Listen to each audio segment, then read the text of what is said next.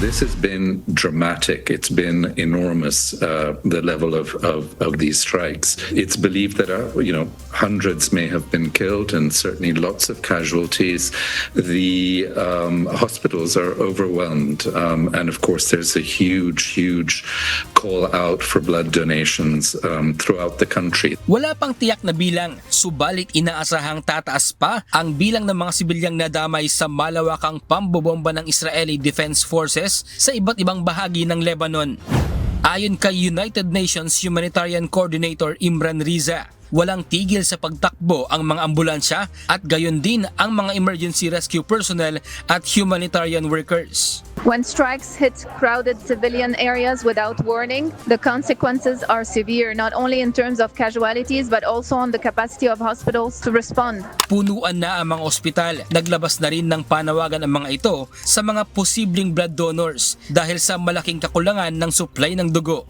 Ayon sa opisyal, sa ngayon ay mahigit 50 ospital sa Lebanon ang nakasara na dahil sa pinsala ng gyera mula pa noong unang linggo ng Marso. Umabot na rin sa mahigit 1,000 ang naitalang nasawi dahil sa gulo sa Lebanon. Ito anya ay maituturing ng malaking civilian tragedy. This includes 130 children killed and 461 children injured. It is a huge civilian tragedy. There's absolutely no doubt about it. Sa pahayag ni Israel Defense Minister Katz, ang pag-atake nitong Lunes ang pinakamatindi nilang nagawa laban sa militanteng Hezbollah. Aabot sa mahigit 100 beses silang nagpakawala ng airstrikes sa loob lamang ng 10 minuto. Ito anya ay may basbas ni Israeli Prime Minister Benjamin Netanyahu. צה"ל תקף במהלומת פתע מאות מחבלי חיזבאללה במפקדות ברחבי לבנון. זוהי המכה המרוכזת הגדולה ביותר שסופג החיזבאללה. ברכות לצה"ל על הביצוע המושלם ולראש הממשלה בנימין נתניהו על הובלת ההחלטה והעמידה על הפרדת הזירות בין איראן ללבנון. Subalit sa nangyaring pambobomba, malinaw na hindi lamang Hezbollah ang naapektuhan, kundi ang maraming mga sibilyan. Ang sentro ng Beirut at karatig lugar nito ay itinuturing na densely populated o puno ng mga residente. Ayon kay Coordinator Riza, umabot na sa mahigit 50 health workers ang nasawi at daan-daan sa kanila ang nasugatan mula sa kasalukuyang gyera, kaya hindi na agad makaresponde sa patuloy na pagdami ng mga biktima.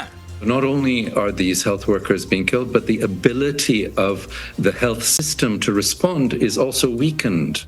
Aniya, nangangamba na sila sa sitwasyon sa Lebanon at wala anyang mabisang lunas kundi ang itigil ang labanan. Ito aniya ang pinaka-basic sa lahat ng basic needs na kailangan nila. We keep talking about escalations. This is another huge escalation upon the escalations that we've been facing if you look at the last 2 weekends. So the needs are huge, but the basic need is to try and get some de-escalation, to try and get some stop, some halt to this. But we are very, very worried. Bradley Robuza, UNTV News and Rescue. Diyos ang aming sandigan, serbisyo publiko ang aming pinahahalagahan.